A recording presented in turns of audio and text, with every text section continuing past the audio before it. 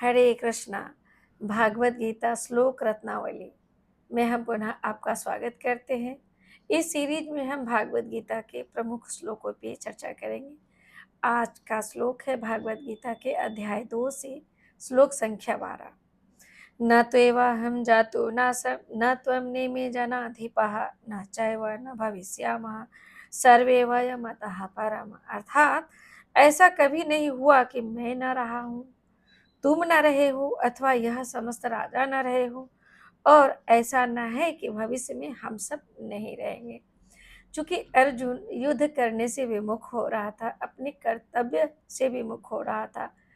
अर्जुन क्षत्रिय था, क्षत्रिय का धर्म है युद्ध करना, और युद्ध करने से वह विमुख हो रहा था, अपने कर्तव्यों से विमुख हो रहा था। तो भगवान उसे यह कह रहे हैं कि ऐसा कभी नहीं हुआ कि कभी हम भूतकाल में नहीं रहे थे हम सब, या भविष्य काल में नहीं रहेंगे। तात्पर्य प्रभुपाद जी के द्वारा वेदों में और काठो उपनिषद में तथा श्वेताश्वर उपनिषद में भी कहा गया है कि भगवान असंख्य जीवों के कर्म तथा कर्मफल के अनुसार उनकी अपनी अपनी परिस्थितियों में पालक है। वही भगवान अंश रूप में हर जीव के हृदय में भी विराजमान है और सभी जीवों के पालक भी हैं। केवल केवल साधु पुरुष जो एक ही ईश्वर को भीतर बाहर देख सकते हैं, पूर्ण एवं शाश्वत शांति प्राप्त कर सकते हैं। तो केवल साधु पुरुष यहाँ भक्तों को कहा जा रहा है। जो भगवान के शुद्ध सत्व भक्त होते हैं, वे भगवान को प्रत्येक वस्तु में, प्रत्येक जीव में, प्रत्येक प्राणी में भगवान को देखते हैं, अंदर बाहर हर स्थान पे भगवान को देखते हैं। तो साधु पुरुष इसलिए कहा जा रहा है कि जो एक ही ईश्वर को सभी स्थान पे देखता है, वास्तव में वही पूर्ण है एवं शाश्वत शांति की प्राप्ति कर सकता है ना।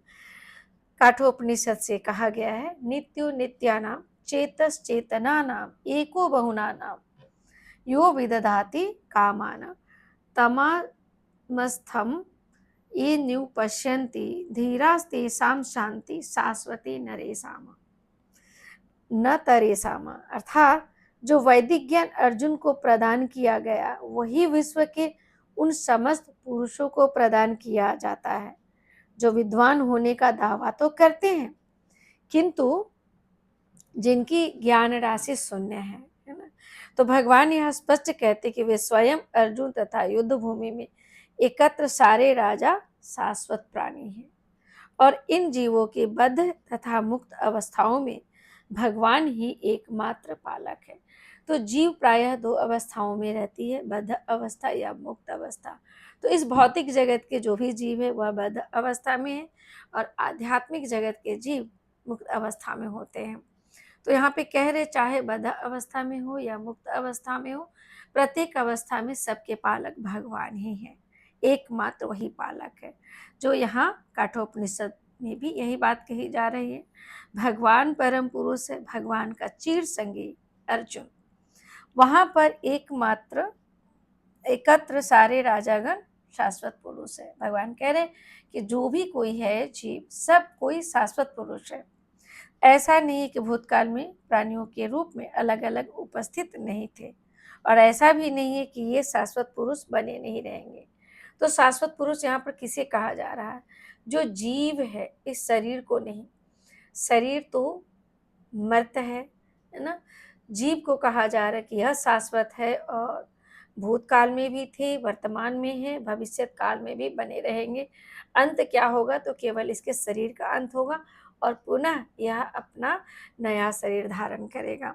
चूंकि यह शरीर से, यह इन्होंने जो कर्म किया है, धर्म अधर्म किया है, धर्म के विरुद्ध कृत्य किए हैं, इसलिए इनका मृत्यु होना अवश्यंभावी है।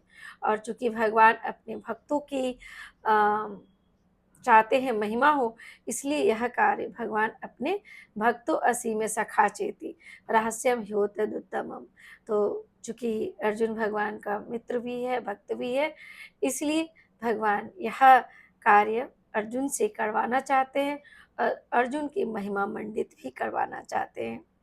तो पुनः कह रहे हैं कि यह मायावादी सिद्धांत यह मायावादी सिद्धांत कि मुक्ति के बाद आत्मा माया के आवरण से पृथक होकर निराकार ब्रह्म में लीन हो जाएगा और अपना अस्तित्व खो देगा, है ना। पर यहाँ पर परम अधिकारी भगवान श्री कृष्ण द्वारा पुष्ट नहीं होता है, क्योंकि भगवान क्या कह रहे, कहीं कोई विलीन नहीं होगा, यह जीव शाश्वत था, है और रहेगा, अघुलनशील है जीव। नैनम छिंदन्ति शस्त्राणि नैनम दहति पावक न चैनम क्लेदयन्तापो न शोष्यति न मारुता, है ना।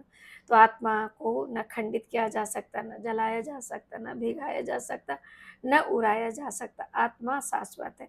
तो यहाँ पे जो मायावादियों के द्वारा कहा जाना कि शरीर के त्याग के बाद यह बाह्य आवरण जो है, इसके बाद वह विलीन हो जाएगा निराकार ब्रह्म में, यह सत्य नहीं है।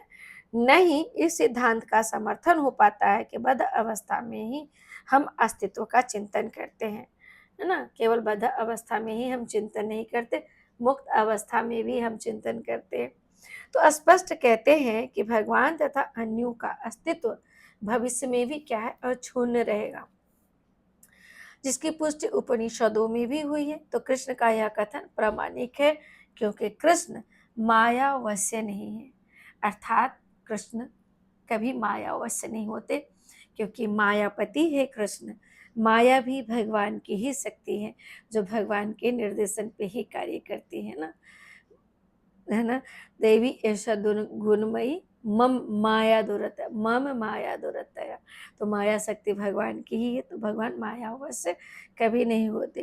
तो यदि अस्तित्व तथ्य न होता तो फिर कृष्ण इतना बल क्यों देते, और वह भी भविष्य के लिए। तो कृष्ण यहाँ पे बल देकर कह रहे कि यह भूतकाल में भी थे और भविष्य काल में भी बने रहेंगे।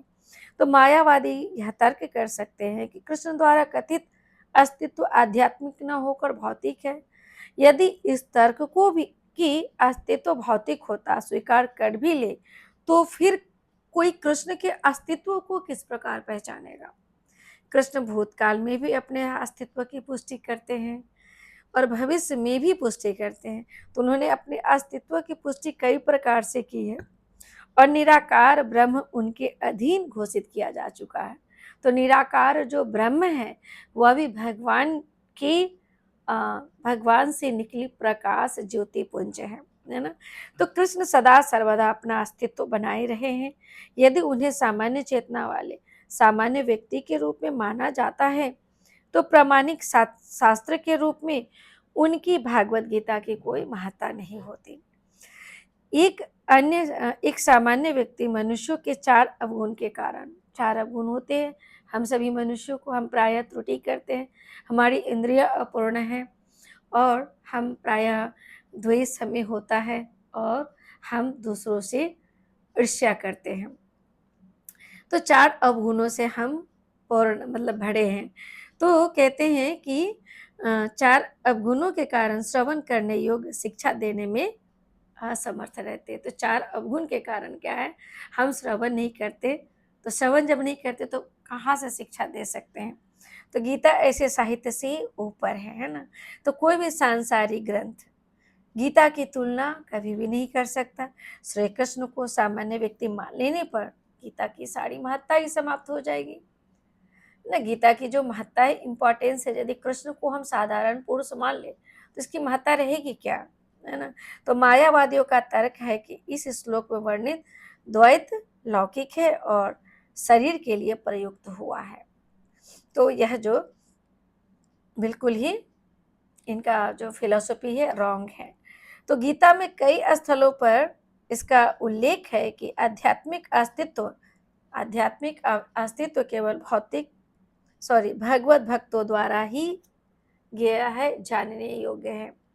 जो लोग भगवान कृष्ण का विरोध करते हैं उनके इस महान साहित्य तक नहीं हो पाती पहुंच। तो जो भगवान कृष्ण को नहीं मानते, जो भगवान कृष्ण को साधारण पुरुष मानते हैं, सोचते हैं जैसे हमने जन्म लिया वैसे ही भगवान भी जन्म लिए भौतिक माता पिता से, यदि कोई ऐसा मानता है तो वे भागवत गीता के को नहीं जान सकते, भागवत गीता तक उनकी पहुंच नहीं हो सकती। तो अभक्तों द्वारा गीता के उपदेशों को समझने का प्रयास कैसा है, मधुमक्खी के द्वारा मधु पात्र चाटने के सदृश, है ना। तो पात्र खोले बिना मधु को नहीं चखा जा सकता, है ना। तो इसी प्रकार पात्र को खोलेंगे तभी मध का स्वाद ले सकते हैं। इस पात्र में हनी रखा है। तो इसी प्रकार गीता के रहस्यवाद को केवल भक्त ही समझ सकते हैं, अन्य कोई नहीं, क्योंकि अन्य कोई जो है भगवान को भगवान मानते नहीं। तो यह भी नहीं मानते कि यह शास्त्र भी भगवान दिव्य है, परम है। तो भगवान को ही जब परम नहीं मानते तो उनके द्वारा लिखे गए शास्त्र को भला कैसे मानेंगे। तो इसलिए क्या है, उनकी पहुंच गीता तक नहीं हो पाती है। तो अन्य कोई नहीं, जैसा कि चतुर्थ अध्याय में भी कहा गया है ना, कि गीता का स्पर्श ऐसे लोग कर पाते जो भगवान के अस्तित्व का विरोध करते हुए नहीं कर पाते, है ना। अतः मायावादियों द्वारा गीता की व्याख्या मानो समग्र सत्य का सरासर भ्रामक निरूपण है, सरासर भ्रामक निरूपण है।